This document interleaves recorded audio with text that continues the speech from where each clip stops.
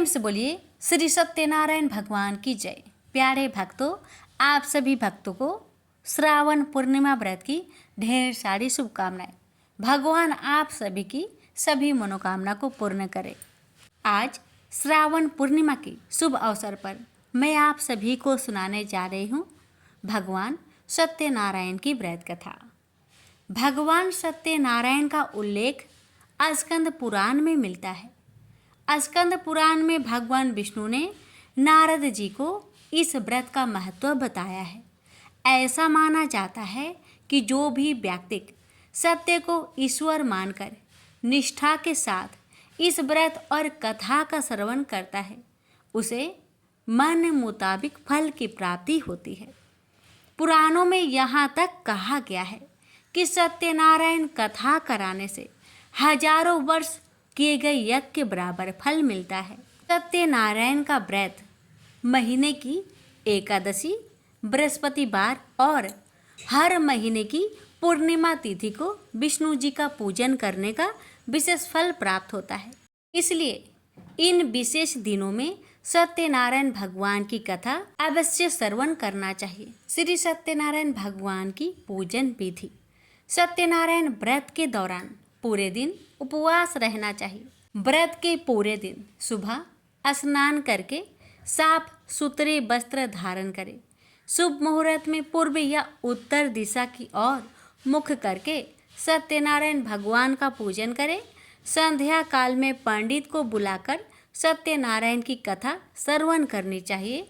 चौकी पर कलश रखकर भगवान विष्णु की मूर्तियां, सत्यनारायण की फोटो रखकर पूजन करना चाहिए। भगवान सत्यनारायण को भोग में चरणामृत, पान, तिल, रौली, कुमकुम, फल, फूल, सुपारी और द्रुबा अर्पित करें।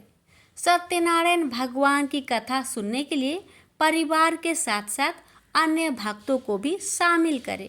अंत में सभी लोगों को कथा का प्रसाद बांटे। इस व्रत को करने और कथा श्रवण मात्र ही सभी मनोकामना श्री सत्यनारायण भगवान अवश्य पूर्ण करते हैं। इसलिए भक्तों, कथा को बड़े ही श्रद्धा से, प्रसन्नचित मन से पूरा अवश्य सुनिएगा। प्रेम से बोलिए श्री सत्यनारायण भगवान की जय। अब आइए श्रवण करते हैं कथा। एक समय की बात है, नैमिषारण्य तीर्थ में शौनकादि 88,000 ऋषियों ने श्री सूत जी से पूछा, हे प्रभु, इस कलयुग में वेद विद्या रहित मनुष्य को प्रभु भक्ति किस प्रकार मिल सकती है तथा उनका उद्धार कैसे होगा? हे मुनि श्रेष्ठ, कोई ऐसा तप बताइए जिससे थोड़े समय में ही पुण्य मिले और मनोवांछित फल भी मिल जाए। इस प्रकार की कथा सुनने की हम इच्छा रखते हैं। सर्व शास्त्रों के ज्ञाता सूत जी बोले, हे वैष्णवों, मैं पूज्य आप सभी ने प्राणियों के हित की बात पूछी है, इसलिए मैं एक श्रेष्ठ व्रत को आप लोगों को बतलाऊंगा, जिसे नारद जी ने लक्ष्मी नारायण जी से पूछा था और लक्ष्मीपति ने मुनि श्रेष्ठ नारद जी से कहा था। आप सब इसे ध्यान से सुनिए। एक समय की बात है, योगीराज नारद जी दूसरों के हित की इच्छा लिए अनेकों लोकों में घूमते हुए मृत्यु लोक में आ पहुंचे। यहाँ उन्होंने अनेक योनियों में जन्मे प्राय सभी मनुष्यों को अपने कर्मों द्वारा अनेकों दुख से पीड़ित देखा। उनका दुख देख नारद जी सोचने लगे कि कैसा यत्न किया जाए जिसके करने से निश्चित रूप से मानव के दुखों का अंत हो जाए। इसी विचार पर मनन करते हुए वह विष्णु लोक में गए। वह देवों के इस भगवान नारायण की स्तुति करने लगे, जिनके हाथों में शंख, चक्र, गदा और पद्म थे। गले में वरमाला पहने हुए थे। स्तुति करते हुए नारद जी बोले, हे भगवान, आप अत्यंत शक्ति से संपन्न हैं। मन तथा वाणी भी आपको नहीं पा सकती है। आपका यदि मध्य तथा अंत नहीं है, निर्गुण स्वरूप सृष्टि के कारण भक्तों के दुख को दूर करने वाले आपको मेरा नमस्कार है। नारद जी की स्तुति सुन विष्णु भगवान बोले, हे मुनि श्रेष्ठ, आपके मन में क्या बात है? आप किस काम के लिए पधारे हैं, उसे निसंकोच कहो। इस पर नारद मुनि बोले कि मृत्यु लोक में अनेक योनियों में जन्मे मनुष्य अपने कर्मों के द्वारा अनेकों दुख से दुखी हो रहे हैं। हे नाथ, आप मुझ पर दया रखते हैं तो बताइए कि वो मनुष्य थोड़े प्रयास से ही अपने दुखों से कैसे छुटकारा पा सकते हैं। श्री हरि बोले, हे नारद, मनुष्य की भलाई के लिए तुमने बहुत ही अच्छी बात पूछी है, जिसके करने से मनुष्य मोह से छूट जाता है। वह बात मैं कहता हूँ, उसे सुनो। स्वर्ग लोक व मृत्यु लोक दोनों में एक दुर्लभ उत्तम व्रत है जो पुण्य देने वाला है। आज प्रेम वश होकर मैं उसे तुमसे कहता हूँ। श्री सत्यनारायण भगवान का यह व्रत अच्छी तरह विधान पूर्वक करके मनुष्य तुरंत ही यहाँ सुख भोग कर मरने पर मोक्ष पाता है। श्री हरि के वचन सुन नारद जी बोले कि उस व्रत का फल क्या है और उसका विधान क्या है। यह व्रत किसने किया था, इस व्रत को किस दिन करना चाहिए, सभी कुछ विस्तार से बताए। नारद की बात सुनकर श्री हरि बोले, दुख व शोक को दूर करने वाला यह व्रत सभी स्थानों पर विजय दिलाने वाला है। मानव को भक्ति व श्रद्धा के साथ शाम को श्री सत्यनारायण की पूजा धर्म में परायण होकर ब्राह्मणों व बंधुओं के साथ करनी चाहिए। भक्ति भाव से ही नैवेद्य केले का फल, घी, दूध और गेहूं का आटा सवाया ले। गेहूं के स्थान पर साठी का आटा, शक्कर तथा गुड़ लेकर वह सभी भक्षण योग्य पदार्थों को मिलाकर भगवान का भोग लगाए। ब्राह्मणों सहित बंधु बांधवों को भी भोजन कराए। उसके बाद स्वयं भोजन करे और भजन कीर्तन के साथ भगवान की भक्ति में लीन हो जाए। इस तरह से सत्यनारायण भगवान का यह व्रत करने पर मनुष्य की सारी इच्छाएं निश्चित रूप से ही पूरी होती है। इस कली काल अर्थात कलयुग में मृत्यु लोक में मोक्ष का यही एक सरल उपाय है। इति श्री सत्यनारायण व्रत कथा प्रथम अध्याय संपूर्ण। श्रीमन नारायणे नारायणे नारायण, भज मन नारायणे नारायणे नारायण। श्री सत्यनारायण भगवान की जय। सूत जी बोले, हे ऋषियों, जिसने पहले समय में इस व्रत को किया था उसका इतिहास कहता हूँ, ध्यान से सुनो। सुंदर काशीपुरी नगरी में एक अत्यंत निर्धन ब्राह्मण रहता था। भूख प्यास से परेशान हुआ धरती पर घूमता रहता था। ब्राह्मणों से प्रेम करने वाले भगवान ने एक दिन ब्राह्मण का भेष धारण कर उसके पास जाकर पूछा, हे ब्रीप, नित्य दुखी होकर तुम पृथ्वी पर क्यों घूमते हो? दीन ब्राह्मण बोला, मैं निर्धन ब्राह्मण हूँ, भिक्षा के लिए धरती पर घूमता हूँ। हे भगवान, यदि आप इसका कोई उपाय जानते हो तो बताइए। वृद्ध ब्राह्मण कहता है कि सत्यनारायण भगवान मनोवांछित फल देने वाले हैं, इसलिए तुम उनका पूजन करो। इसे करने से मनुष्य सभी दुखों से मुक्त हो जाता है। वृद्ध ब्राह्मण बनकर आए सत्यनारायण भगवान उस निर्धन ब्राह्मण को व्रत का सारा विधान बताकर अंतर्ध्यान हो गए। मन ही मन सोचने लगा कि जिस व्रत को वृद्ध ब्राह्मण करने को कह गया है मैं उसे जरूर करूंगा। यह निश्चय करने के बाद उसे रात में नींद नहीं आई। वह सवेरे उठकर सत्यनारायण भगवान के व्रत का निश्चय कर भिक्षा के लिए चला गया। उस दिन निर्धन ब्राह्मण को भिक्षा में बहुत धन मिला, जिससे उसने बंधु बांधवों के साथ मिलकर श्री सत्यनारायण भगवान का व्रत संपन्न किया। भगवान सत्यनारायण का व्रत संपन्न करने के बाद वह निर्धन ब्राह्मण सभी दुखों से छूट गया और अनेक प्रकार की संपत्तियों से युक्त हो गया। उसी समय से यह ब्राह्मण हर माह इस व्रत को करने लगा। इस तरह से सत्यनारायण भगवान के व्रत को जो भी मनुष्य करेगा वह सभी प्रकार के पापों से छूटकर मोक्ष को प्राप्त होगा। जो मनुष्य इस व्रत को करेगा वह भी सभी दुखों से मुक्त हो जाएगा। सूत जी बोले कि इस तरह से नारद जी से नारायण जी का कहा हुआ श्री सत्यनारायण व्रत को मैंने तुमसे कहा, हे वृपो, मैं अब और क्या कहूँ। ऋषि बोले, हे मुनिवर, संसार में उस व्रीप से सुनकर और किस किस ने इस व्रत को किया, हम सब इस बात को सुनना चाहते हैं। इसके लिए हमारे मन में श्रद्धा का भाव है। सूत जी बोले, हे मुनियों, जिसने इस व्रत को किया है वह सब सुनो। एक समय वही व्रीप धन व ऐश्वर्य के अनुसार अपने बंधु बांधवों के साथ इस व्रत को करने को तैयार हुआ। उसी समय एक लकड़ी बेचने वाला बूढ़ा आदमी आया और लकड़ियां बाहर रखकर अंदर ब्राह्मण के घर में गया।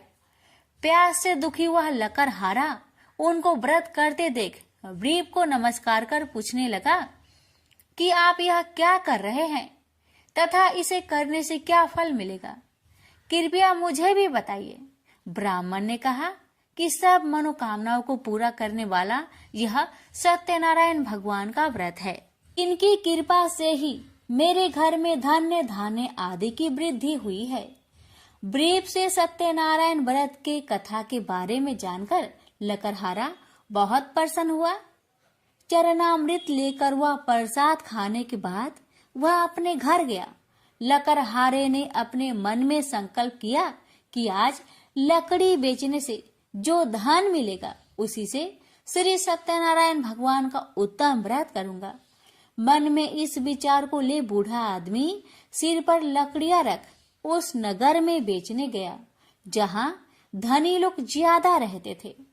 उस नगर में उसे अपनी लकड़ियों का दाम पहले से 4 गुना अधिक मिलता है। बूढ़ा प्रसन्नता के साथ दाम लेकर केले, शक्कर, घी, दूध, दही और गेहूं का आटा ले और सत्यनारायण भगवान की व्रत की अन्य सामग्रियां लेकर अपने घर गया।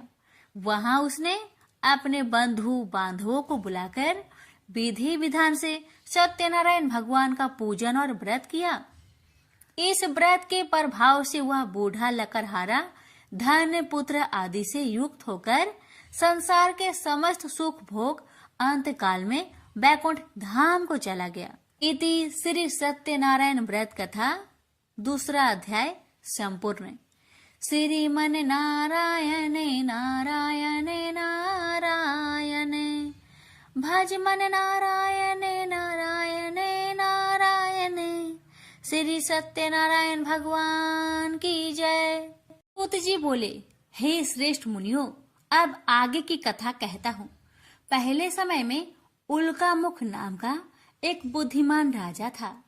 वह सत्य वक्ता और जितेंद्रिय था। प्रतिदिन देव स्थानों पर जाता और निर्धनों को धन देकर उनके कष्ट दूर करता था। उसकी पत्नी कमल के समान मुख वाली तथा सती साध्वी थी। भद्रशिला नदी के तट पर उन दोनों ने श्री सत्यनारायण भगवान का व्रत किया। उसी समय साधु नाम का एक वैश्य आया। उसके पास व्यापार करने के लिए बहुत सा धन भी था। राजा को व्रत करते देखकर वह विनय के साथ पूछने लगा, हे राजन, भक्ति भाव से पूर्ण होकर आप यह क्या कर रहे हैं? मैं सुनने की इच्छा रखता हूँ, तो आप मुझे बताए। राजा बोले, हे साधु, अपने बंधु बांधवों के साथ पुत्र आदि की प्राप्ति के लिए एक महाशक्तिमान श्री सत्यनारायण भगवान का व्रत व पूजन कर रहा हूँ। राजा के वचन सुन साधु आदर से बोला, हे राजन, मुझे इस व्रत का सारा विधान कहिए। आपके कथा अनुसार मैं भी इस व्रत को करूंगा। मेरी भी संतान नहीं है और इस व्रत को करने से निश्चित रूप से मुझे संतान की प्राप्ति होगी। राजा से व्रत का सारा विधान सुनकर व्यापार से निवृत्त हो वह अपने घर गया। साधु वैश्य ने अपनी पत्नी को संतान देने वाले इस व्रत का वर्णन कह सुनाया और कहा कि जब मेरी संतान होगी तब मैं इस व्रत को करूंगा। साधु ने इस तरह के वचन अपनी पत्नी लीलावती से कहे। एक दिन लीलावती पति के साथ आनंदित हो सांसारिक धर्म में प्रवृत्त होकर सत्यनारायण भगवान की कृपा से गर्भवती हो गई। 10वें महीने में उसके गर्भ से एक सुंदर कन्या ने जन्म लिया। दिनों दिन वह ऐसे बढ़ने लगी जैसे कि शुक्ला पक्ष का चंद्रमा बढ़ता है। माता पिता ने अपनी कन्या का नाम कलावती रखा। एक दिन लीलावती ने मीठे शब्दों में अपने पति को याद दिलाया कि आपने सत्यनारायण भगवान के जिस व्रत को करने का संकल्प किया था उसे करने का समय आ गया है, आप इस व्रत को करिए। साधु बोला कि हे प्रिय, इस व्रत को मैं उसके विवाह पर करूंगा। इस प्रकार अपनी पत्नी को अवशासन देकर वह नगर को चला गया। कलावती पिता के घर में रह वृद्धि को प्राप्त हो गई।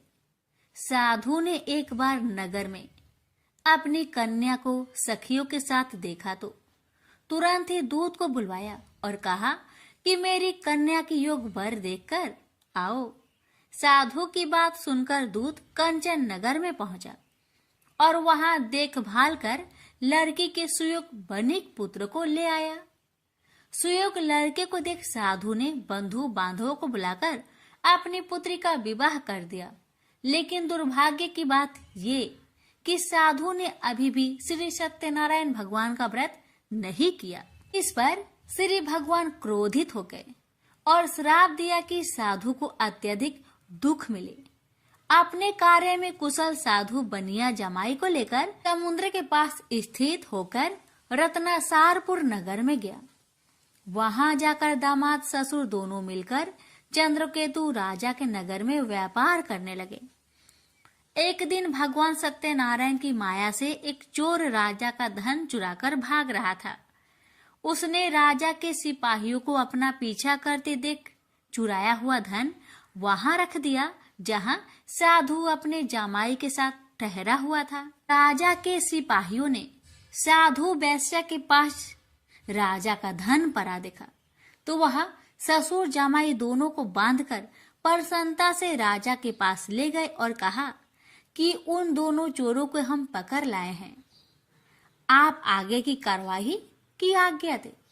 राजा की आज्ञा से उन दोनों को कठिन कारावास में डाल दिया गया और उनका सारा धन भी उनसे छीन लिया गया। श्री सत्यनारायण भगवान के शराप से साधु की पत्नी भी बहुत दुखी हुई। घर में जो धन रखा था उसे चोर चुरा ले गए। शारीरिक तथा मानसिक पीड़ा व भूख प्यास से अति दुखी हो अन्न की चिंता में कालावती के ब्राह्मण के घर गई। वहां उसने श्री सत्यनारायण भगवान का व्रत होते देखा। फिर कथा भी सुनी। वह प्रसाद ग्रहण कर वह रात को घर वापस आई। माता ने कलावती से पूछा कि हे पुत्री, अब तक तुम कहाँ थी, तेरे मन में क्या है? कलावती ने अपने माता से कहा, हे माता, मैंने एक ब्राह्मण के घर में श्री सत्यनारायण भगवान का व्रत देखा है। कन्या के वचन सुन लीलावती भगवान की पूजन की तैयारी करने लगी। लीलावती ने परिवार व बंधुओं सहित सत्यनारायण भगवान का पूजन किया और उनसे वर मांगा कि मेरे पति तथा जमाई शीघ्र घर आ जाए। साथ ही यह भी प्रार्थना की कि हम सबका अपराध क्षमा करे। श्री सत्यनारायण भगवान इस व्रत से संतुष्ट हो गए और राजा चंद्रकेतु को सपने में दर्शन दे कहा कि हे राजन, तुम उन दोनों वेश्या को छोड़ दो और तुमने उनका जो धन लिया है उसे वापस कर दो। अगर ऐसा नहीं किया तो मैं तुम्हारा धन, राज्य व संतान सभी को नष्ट कर दूंगा। राजा को यह सब कहकर वह अंतर्ध्यान हो गए। अतः काल सभा में राजा ने अपना सपना सुनाया। फिर बोले कि बानिक पुत्र को कैद से मुक्त कर सभा में लाओ। दोनों ने आते ही राजा को प्रणाम किया। राजा मीठी बानी से बोला, हे महानुभावों, भाग्यवश ऐसा कठिन दुख तुम्हें प्राप्त हुआ है, लेकिन अब तुम्हें कोई भय नहीं है। ऐसा कह राजा ने उन दोनों को नए वस्त्र भूषण भी पहनाए और जितना धन उनका लिया था उससे 2 गुना धन वापस कर दिया। दोनों वैश्य अपने घर को चल दिए। श्री सत्यनारायण व्रत कथा का 3रा अध्याय संपूर्ण। श्रीमन नारायण नारायण नारायण, भज मन नारायण नारायण नारायण। श्री सत्यनारायण भगवान की जय। सूत जी बोले, वैश्य ने मंगलाचार कर अपनी यात्रा आरंभ की और अपने नगर की ओर चल दिया। उसके थोड़ी दूर जाने पर एक दंड वेशधारी श्री सत्यनारायण ने उनसे पूछा, हे साधु, तेरी नाव में क्या है? अभिमानी बानिक हंसता हुआ बोला, हे दंडी, आप क्यों पूछते हो? क्या धन लेने की इच्छा है? मेरी नाव में तो बेल व पत्ते भरे हुए हैं। वैश्य के कठोर वचन सुन भगवान बोले, तुम्हारा वचन सत्य हो। दंडी ऐसे वचन कहे वहां से दूर चले गए। कुछ दूर जाकर समुद्र के किनारे बैठ गए। दंडी के जाने के बाद साधु वैश्य ने नित्य क्रिया के पश्चात नाव को ऊंची उठते देखकर अचंभा माना और नाव में बेल पत्ते आदि देख वह मूर्छित हो जमीन पर गिर पड़ा। मूर्छा खोलने पर वह अत्यंत शोक में डूब गया। तब उसका दामाद बोला कि आप शोक न मनाए, यह दंडी का श्राप है, इसलिए हमें उनकी शरण में जाना चाहिए, तभी हमारी मनोकामना पूरी होगी।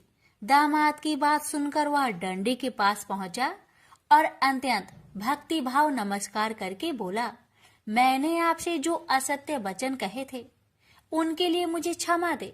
ऐसा कहकर महान शोकातुर हो रोने लगा। दंडी भगवान बोले, हे बानिक पुत्र, मेरी आज्ञा से बार बार तुम्हें दुख प्राप्त हुआ है, तू मेरी पूजा से विमुख हुआ।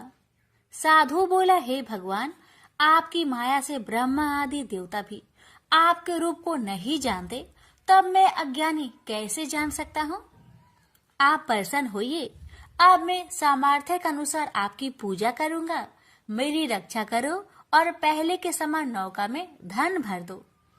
साधु वैश्य के भक्ति पूर्वक वचन सुनकर भगवान प्रसन्न हो गए और उसकी इच्छा अनुसार वरदान देकर अंतर ध्यान हो गए।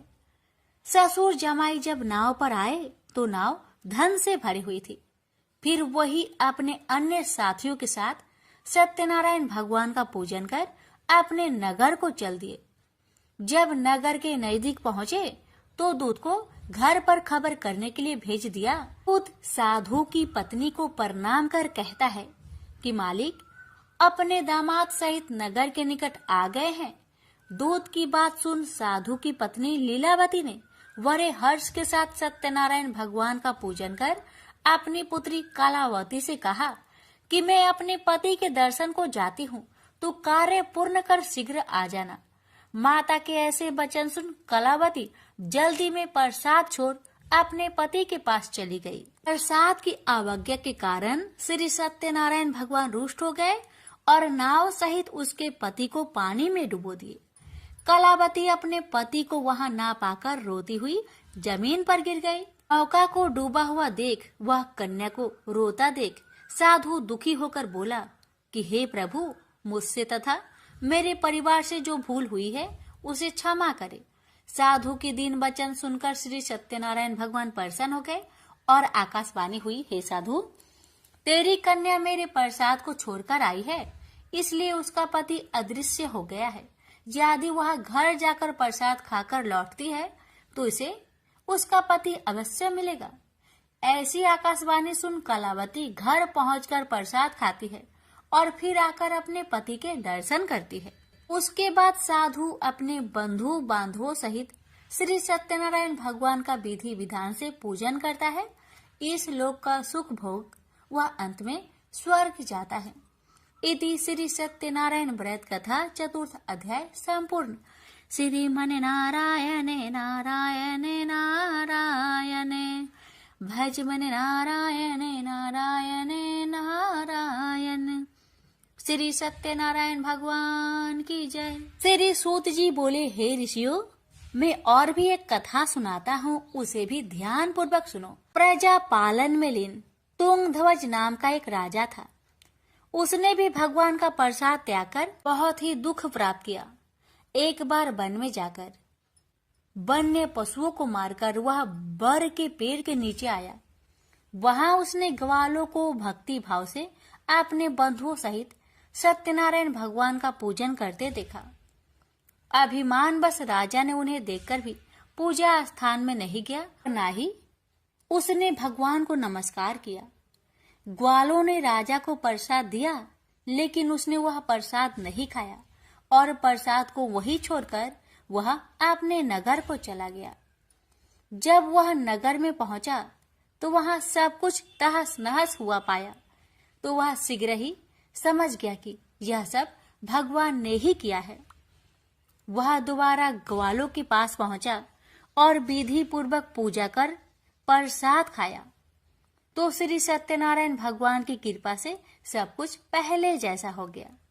दीर्घ काल तक सुख भोगने के बाद मरोना उपरांत उसे स्वर्ग लोक की प्राप्ति हुई। तो मनुष्य परम दुर्लभ इस व्रत को करेगा तो भगवान सत्यनारायण की अनुकंपा से उसे धन्य धान्य की प्राप्ति होगी। निर्धन धनी हो जाता है और भय मुक्त हो जीवन जीता है।